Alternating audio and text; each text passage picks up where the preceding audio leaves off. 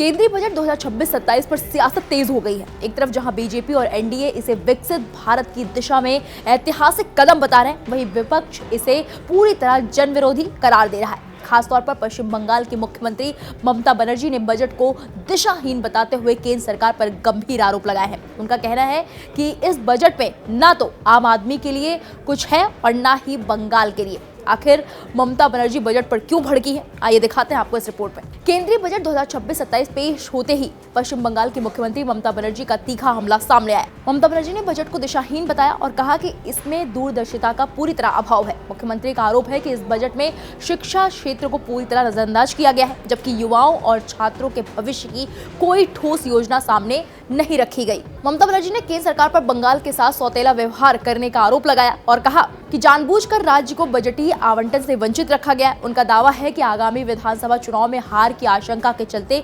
भाजपा ने बंगाल को दरकिनार कर दिया है। इतना ही नहीं, सीएम ममता बनर्जी ने बजट में घोषित आर्थिक गलियारों को लेकर भी सवाल उठाए हैं और इसे कचरा तक कह डाला। उनका कहना है कि इस तरह की घोषणाएं सिर्फ कागजों तक सीमित रहती हैं, जमीन पर इसका कोई लाभ आम जनता को नहीं मिलेगा। ममता बनर्जी ने यह भी आरोप लगाया है कि केंद्र सरकार की नीतियां लोकतांत्रिक ढांचे को कमजोर कर रही हैं और राज्यों के अधिकारों को लगातार छीना जा रहा है। ममता बनर्जी ने आगे कहा, बंगाल को कुछ नहीं दिया गया। मैंने बहुत पहले डानकुनी ट्रेन के लिए बजट बनाया था। 3 कॉरिडोर की बात पूरी तरह से झूठ है। बंगाल को एक भी चीज नहीं दी गई।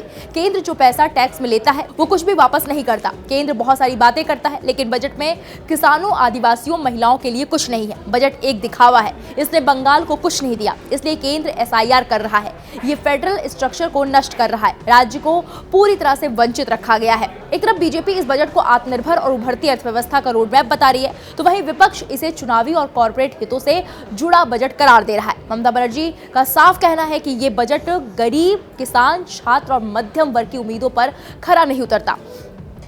अब सवाल यही है कि क्या विकसित भारत के दावे और दिशाहीन बजट के आरोपों के बीच जनता अब किस पर भरोसा करेगी। फिलहाल बजट पर सियासी घमासान जारी है। जहां सरकार इसे भविष्य की नींव बता रही है, तो वहीं दूसरी तरफ ममता बनर्जी जैसी नेता इसे राज्यों और आम जनता के साथ अन्याय बता रही हैं। देखना यह होगा कि बजट की असली तस्वीर जमीन पर कब और कैसे सामने आती है। फिलहाल ममता बनर्जी के बयान पर आपकी क्या राय है, हमें कमेंट बॉक्स में जाकर जरूर बताइए।